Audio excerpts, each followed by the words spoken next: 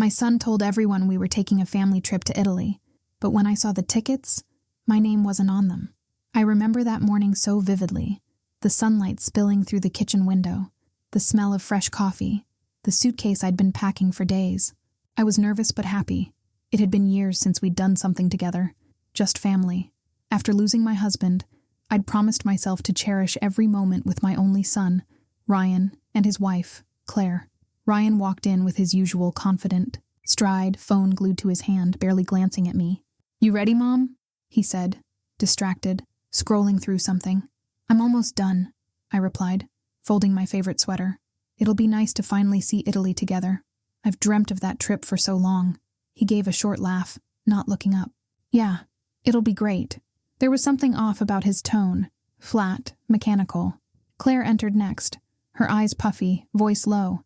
"We should go soon," she murmured, barely meeting my gaze. I smiled at her, but she only nodded. I brushed it off at first. Maybe they were just stressed from planning. Still, as I double-checked my travel folder, I noticed something odd, the hotel booking email on the counter. I shouldn't have peeked, but curiosity tugged at me. The reservation was under my son's name. 2 guests, not 3. My fingers trembled. Maybe it was just a mistake. "Ryan," I said softly, holding up the paper. "You said 3 tickets, right?" He didn't even look up from his phone. "Of course," he said casually. "You just trust me for once, okay?"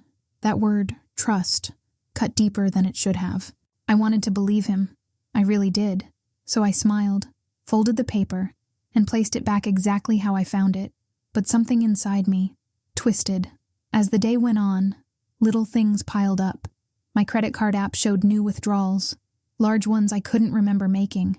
5,000 here, 7,000 there. I frowned, scrolling through the screen. "Ryan," I said carefully, "did you use my card for the trip?" "Some charges look—" He interrupted sharply. "Mom, don't worry about it. I got it all covered, okay? You always stress too much." I froze. That tone. Defensive. Irritated. I hadn't even accused him of anything. "I'm just asking," I said quietly. He sighed, tossed his phone on the counter, and rubbed his face. "Look, you said you wanted to relax, right? Let me handle things for once. You raised me to be responsible, so just let me do this." His words were wrapped in guilt and control all at once. I nodded, but my heart wasn't calm. Later that evening, while they packed in their room, I sat on the couch, scrolling through old photos. Ryan as a boy, smiling beside his father. The way he'd once held my hand at the zoo, promising he'd take care of me when I got old. Somewhere along the way, that little boy vanished. Claire came into the living room, holding a stack of papers. She stopped when she saw me. "Oh, I thought you were asleep," she whispered. I smiled faintly. "Can't sleep before a big trip." She nodded, hesitated, then whispered, "We should go." Her words confused me. "Go where?" I wanted to ask, but she turned quickly, disappearing down the hallway. That night, I barely slept. My mind replayed every strange detail. The hotel booking, the missing charges, the tension between them. Around midnight, I got up to make tea. My laptop was still on the table. I opened my email, trying to distract myself. That's when I saw it. A confirmation message from the travel agency. "Thank you for booking your trip to Rome. 2 guests, honeymoon suite, 5 nights. My breath caught in my throat. 2 guests, honeymoon suite, not family suite, not 3 passengers, just 2. I scrolled down to see the names, Ryan Davis and Claire Davis. My name wasn't anywhere, not even a mention. The realization settled in like cold water pouring through my veins. This wasn't a mistake. This wasn't forgetfulness. My son, my only child, had lied to me. I felt my knees weaken as I sat back in the chair, heart pounding. My son had taken my money, my trust, and wrapped it up in a beautiful lie called vacation. The next morning, they were cheerful again, like nothing was wrong. Ryan kissed my cheek and said, "Don't worry, Mom. I'll handle everything. You'll see." I nodded numbly, smiling through my confusion, because deep down, I already knew something was terribly, terribly wrong. As I watched them step outside, with their luggage, laughter echoing down the driveway, a strange calm came over me. I went back inside, opened my laptop again, and stared at that email confirmation one more time. 2 guests. Honeymoon suite. My name didn't belong there. And in that moment, a quiet, chilling thought whispered in my mind, if my name isn't on the ticket, then where exactly am I supposed to be going? They left before dawn. I woke up to silence and a note that said, "Don't call."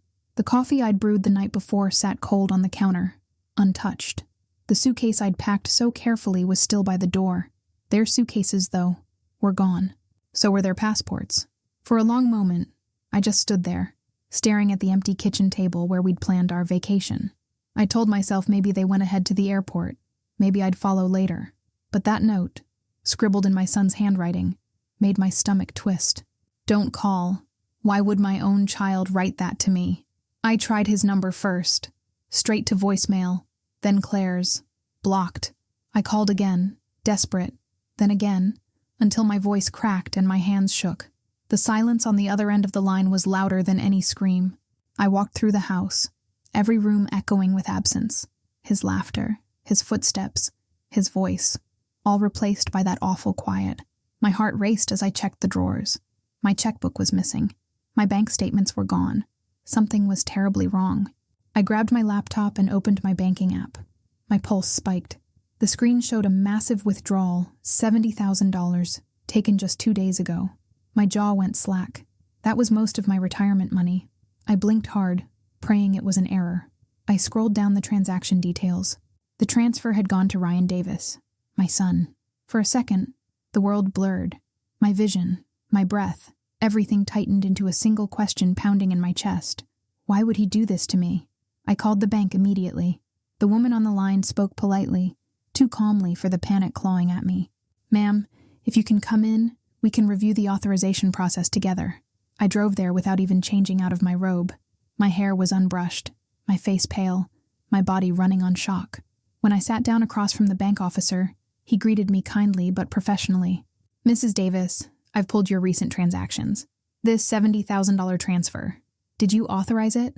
"No," I whispered. "I didn't even know it happened." He adjusted his glasses, clicked through his screen, and then said something that made my skin crawl. "This was an online authorization," he said, "from your son's device." I froze. "What do you mean?" "His device. The system logs show the request came from the same IP address we have on file for previous transfers from him. Your digital signature was used." "My signature?" My voice cracked. "So, he took everything?" The officer hesitated, then nodded. "I'm afraid so, Mrs. Davis." I sat there in disbelief. The pen in my hand dropped onto the desk, rolling across the papers. I could hear my own breathing, uneven, shallow, angry. My son, my own flesh and blood. The boy I worked double shifts for. The boy who cried in my arms when his father died.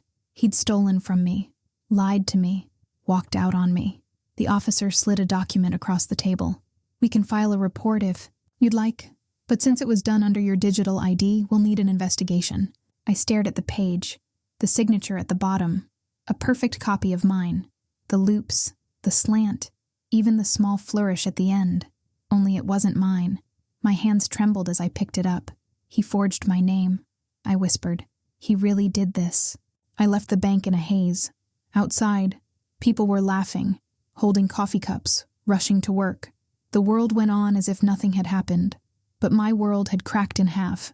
I sat in my car for nearly an hour, staring at my phone, hoping he'd call, hoping this was some kind of terrible misunderstanding. But no call came.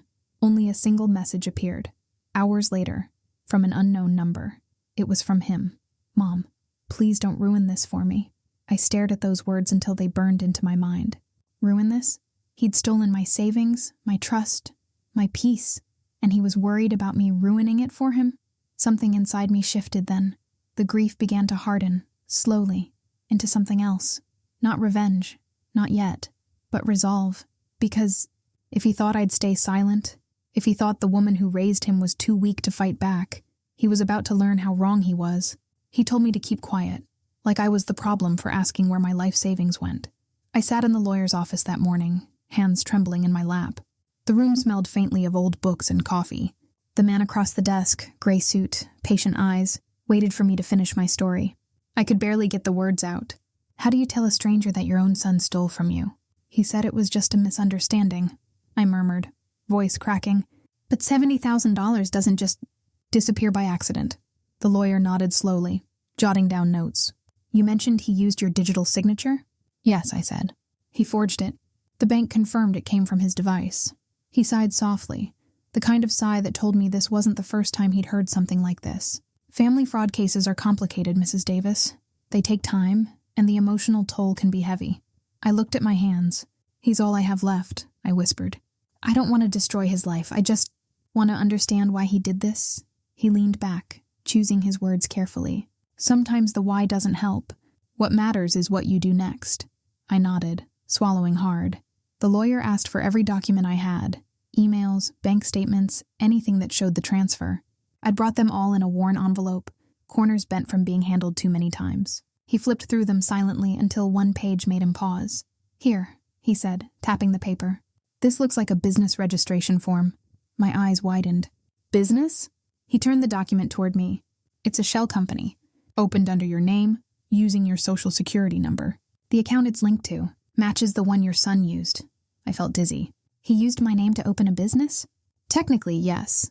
And if the business goes under, or owes anyone money, you're the one legally responsible. The words hit like a punch. I leaned forward, gripping the edge of the desk. So he didn't just take my savings. He made me his cover story? The lawyer didn't answer right away. I'm afraid it looks that way.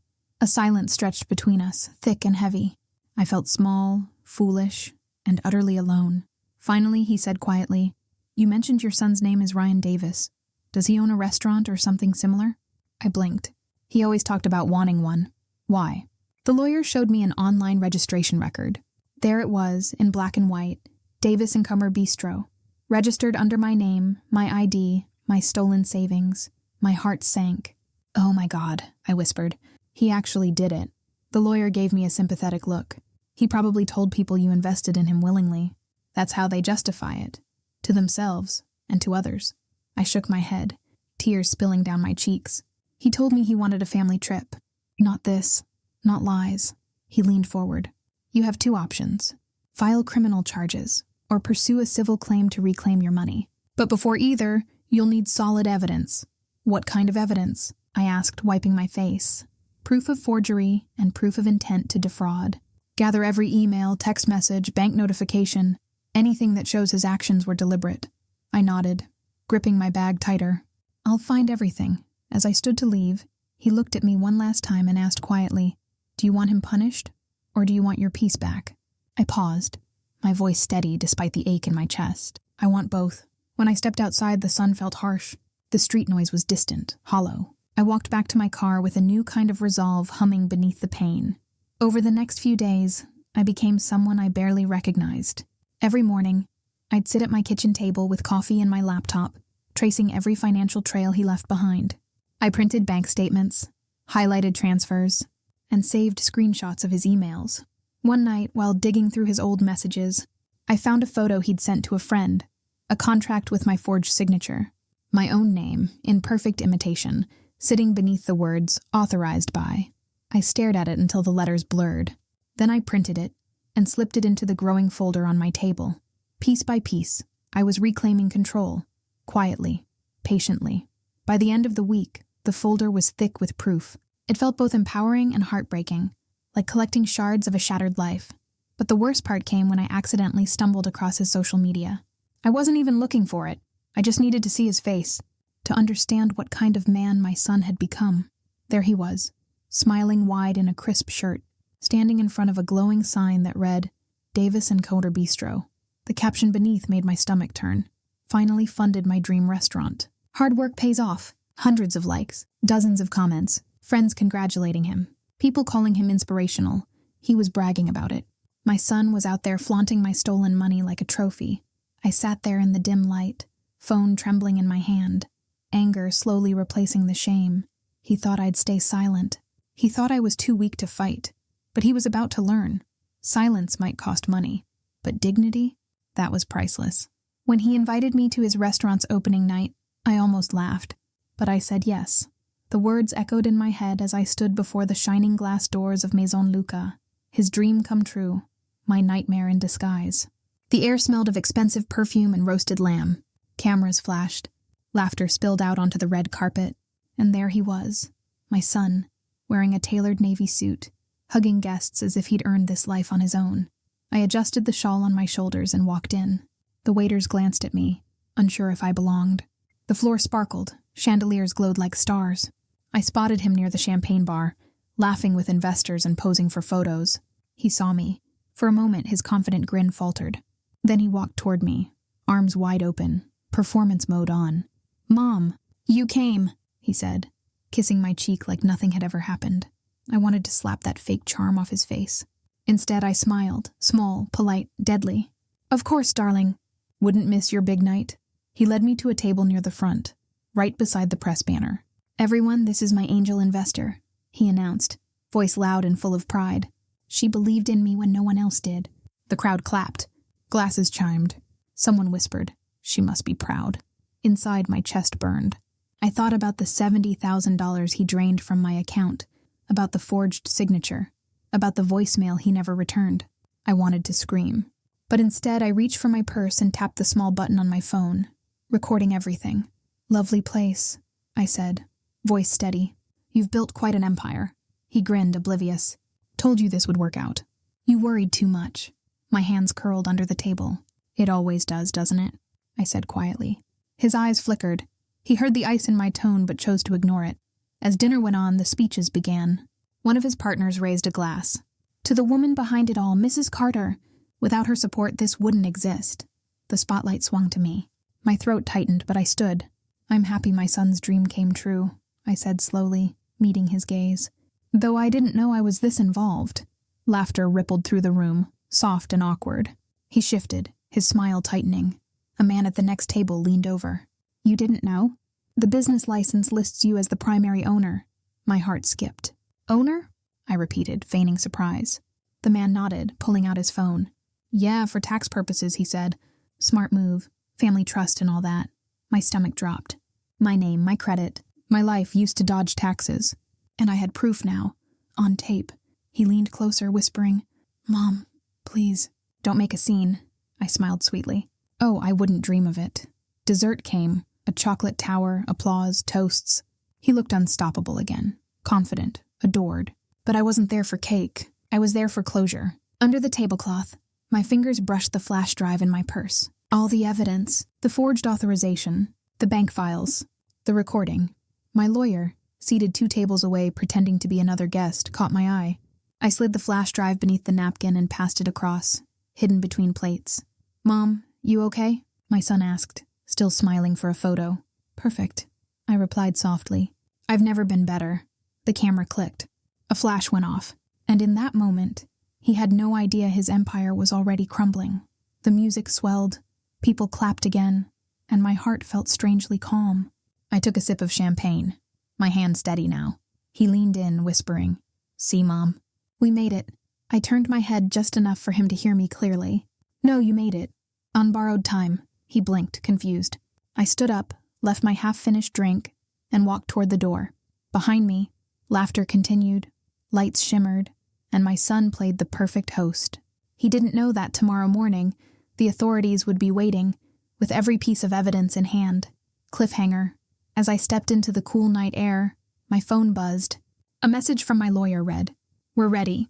Once the paperwork is filed, he won't see it coming." 2 weeks later, the restaurant shut down. He didn't see it coming.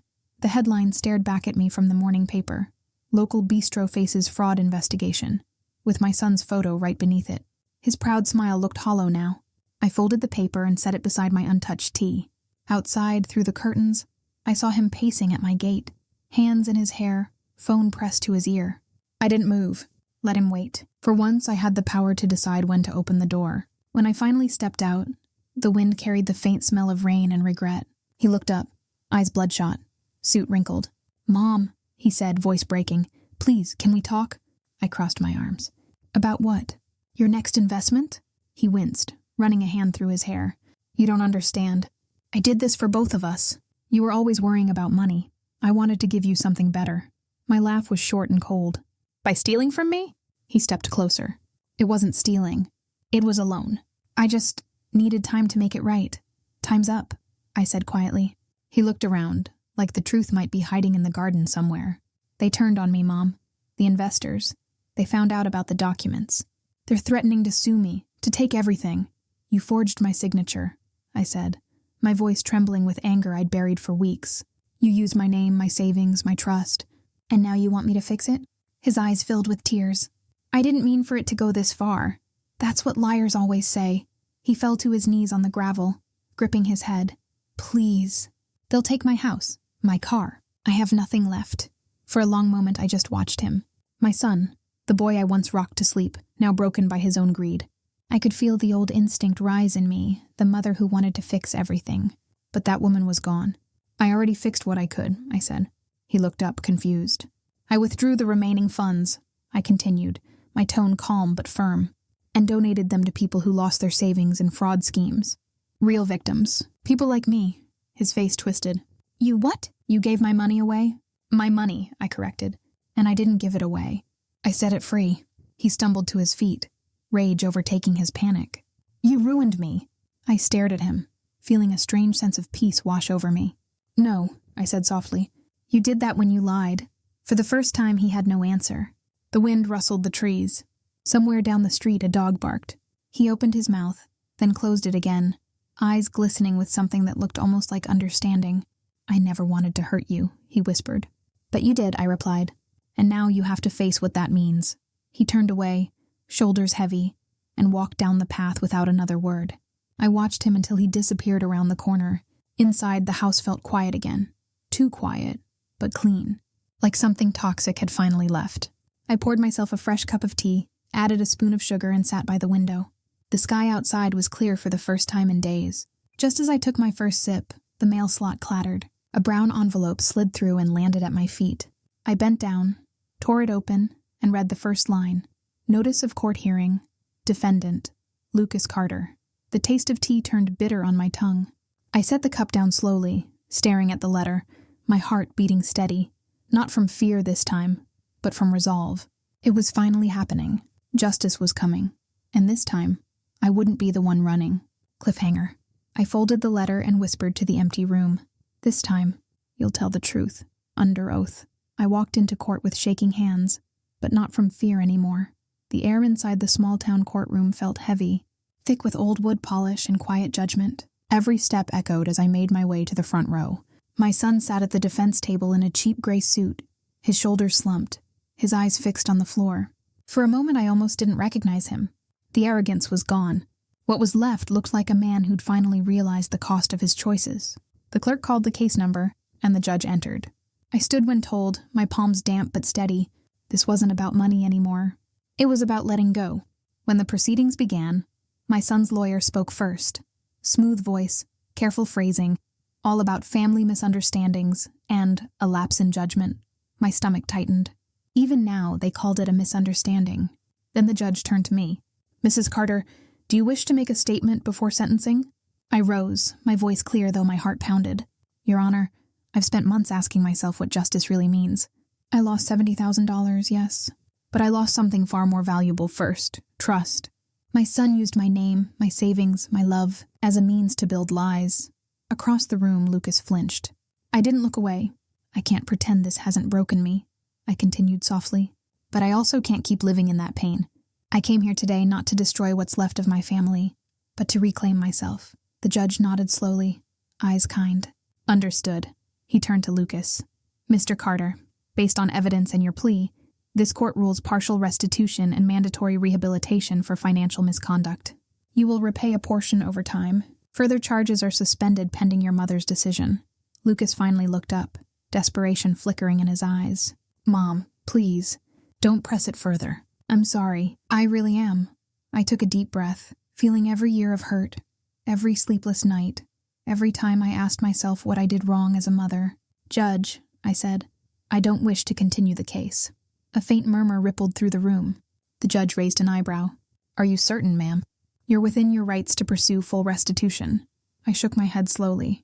No, Your Honor, I'm cutting my losses and my chains. Silence. Then the judge gave a small, approving nod. Very well. Case dismissed with partial settlement. His gavel struck the block with a sharp crack. Lucas let out a shaky breath, but I didn't approach him. I didn't hug him. Some lessons can't be softened. As I gathered my bag, he whispered, You really let me go, didn't you? I paused at the door. I had to. I said quietly. For both of us. Outside, sunlight spilled across the courthouse steps, bright and warm against my face. For the first time in months, my shoulders felt light. I wasn't carrying guilt anymore. I wasn't protecting a grown man from his own mistakes. People passed me on the sidewalk. Lawyers, families, strangers. But I moved among them with calm certainty. Every breath felt like a beginning. My phone buzzed in my purse. I pulled it out, half expecting another apology, another excuse. But it wasn't from Lucas. It was a message from a travel agency I'd contacted weeks ago, but never confirmed. Special offer, Italy package available. Single traveler, flexible dates. I stared at the screen, a slow smile spreading across my face. Italy, the trip I was never meant to take. I glanced back at the courthouse once more, then turned toward the street, the message still glowing in my hand. My savings might have been cut, but so had the weight that kept me grounded in pain. $70,000 lost, yet somehow I'd bought my freedom. As I walked away, the late afternoon sun caught the edge of my reflection in a store window. I barely recognized the woman looking back, strong, calm, unafraid. And for the first time, I whispered to her, "Now it's my turn." Cliffhanger.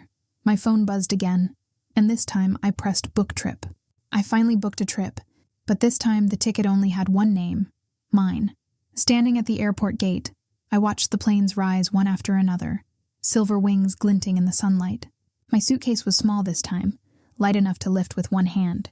No souvenirs packed, no extra gifts for anyone, just the essentials. Freedom doesn't weigh much when you finally learn to travel alone.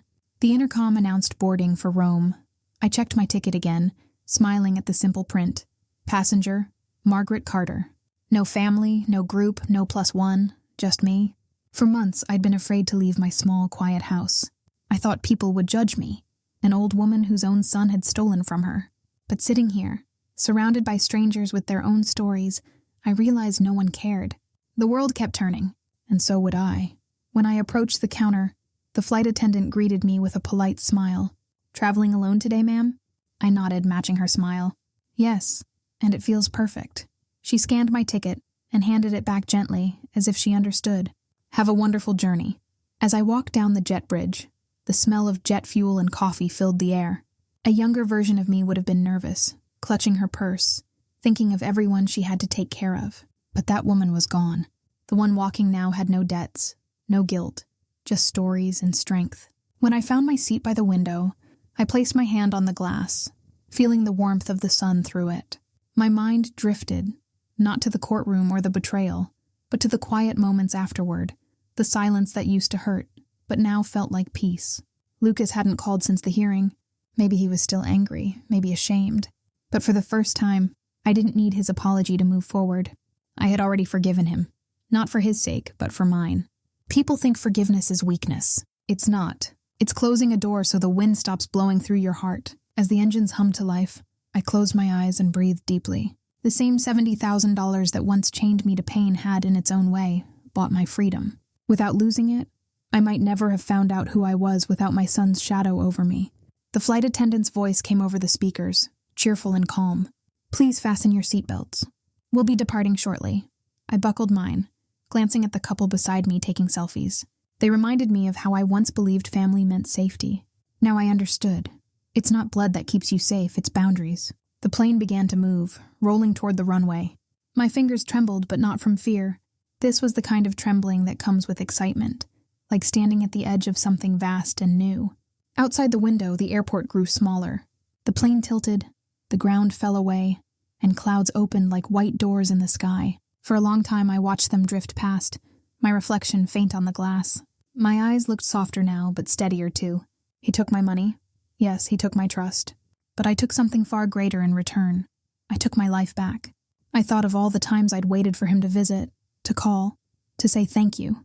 How I'd stayed home while others lived freely. How I'd believed that motherhood meant sacrifice without end.